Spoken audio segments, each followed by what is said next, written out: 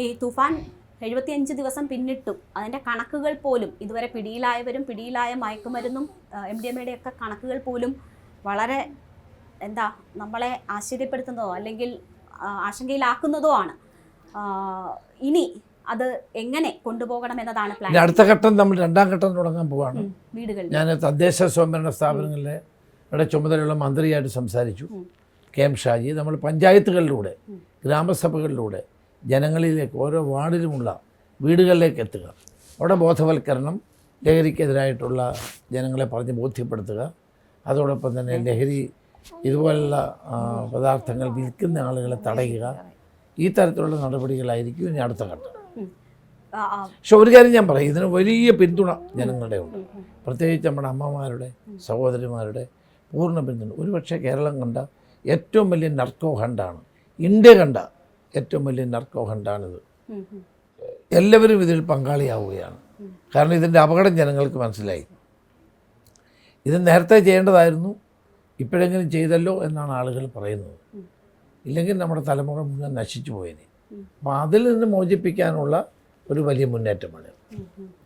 ഭരണ പ്രതിപക്ഷ ഭേദമില്ലാതെ എല്ലാവരുടെയും പിന്തുണ കിട്ടുന്നുണ്ടെന്ന് RC തന്നെ പറയുന്നു. പക്ഷേ ഈ മുഖ്യമന്ത്രിയുടെ ഓഫീസുമായി ബന്ധപ്പെട്ട് പ്രവർത്തിക്കുന്നുവെന്ന് അവകാശപ്പെടുന്ന, സോഷ്യൽ മീഡിയ കോർഡിനേറ്റർ എന്ന് അവകാശപ്പെടുന്ന വ്യക്തിയുടെ ഇതുമായിട്ടുള്ള ബന്ധം വെളിവായതോടുകൂടി ഈ പദ്ധതിക്ക് ഒരു ചെറിയ മങ്ങലേൽപ്പിച്ചു. ഒരു മങ്ങലുമില്ല. അങ്ങനെ ഇപ്പോൾ എന്നോട് ബന്ധമുള്ള ആരും ചെയ്താൽ പോലും അതിനും കാര്യമില്ല.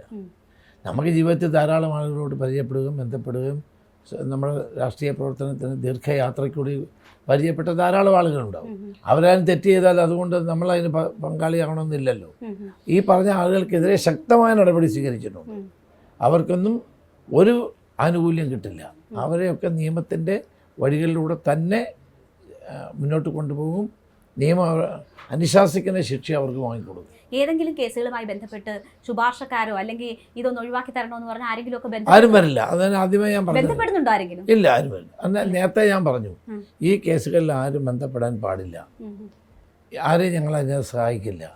ഇതൊരു സമൂഹത്തിന് ഏറ്റവും പ്രയാസമുണ്ടാക്കുന്ന അല്ലെങ്കിൽ ബുദ്ധിമുട്ടുണ്ടാക്കുന്ന ഒരു കാര്യമാണ് രാസലഹരി. അതിനെ തടയാൻ വേണ്ടിയുള്ള ശ്രമത്തിനിടയിൽ ആരും ആനുകൂല്യം ശുപാർശ വേണ്ട എന്ന് നമ്മൾ പറഞ്ഞിട്ടുണ്ട്. അതനുസരിച്ച് ഇപ്പോൾ വലിയ ലഹരി മാഫിയകളുമായിട്ടാണ് ഇപ്പോൾ ഒരു നേർക്കുനേർ പോരാട്ടത്തിൽ ആഭ്യന്തരമന്ത്രി ഏർപ്പെട്ടിരിക്കുന്നത്. ആശങ്കയുണ്ടാക്കുന്നുണ്ടോ?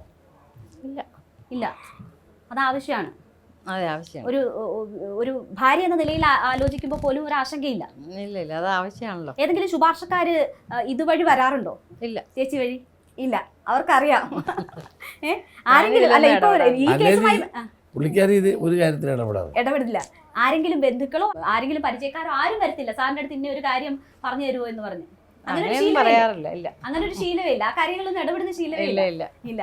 അപ്പോ ഈ രാഷ്ട്രീയം എന്ന് പറയുമ്പോൾ പല വിധത്തിലുള്ള ബന്ധങ്ങളുണ്ടല്ലോ. അപ്പോൾ ഒരു തരത്തിലും ഒരു ഇൻഫ്ലുവൻസിനും വീഴ് കൊടുക്കില്ല. ഇങ്ങനെയുള്ളത് നമ്മൾ ദൗത്യങ്ങൾ ഏറ്റെടുക്കുമ്പോൾ, ഒരു ഓപ്പറേഷൻ ഏറ്റെടുക്കുമ്പോൾ ആ ബന്ധങ്ങൾക്കൊന്നും ഒരു സ്ഥാനവും ഇതിനകത്തില്ല. അതൊന്നും ആരും എൻ്റെ അടുക്കൽ ആരും വരാറില്ല. കാരണം ഞാൻ ചെയ്യില്ലെന്നറിയാവുന്നു. അങ്ങനെ അത് അനുവദിക്കാനും പാടില്ല. അങ്ങനെ അനുവദിച്ചാൽ പോയില്ലേ.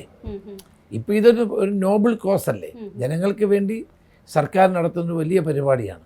ഇതിനകത്ത് ഒരിക്കലും നമ്മൾ ആർക്കും വേണ്ടി ശുപാർശ ചെയ്യാൻ പാടില്ല. തെറ്റ് ചെയ്ത ആളുകൾ ശിക്ഷിക്കപ്പെടണം, അത്രേ ഉള്ളൂ. കൂടുതൽ വാർത്തകൾക്ക് News 18 Keralam YouTube channel subscribe ചെയ്യുക.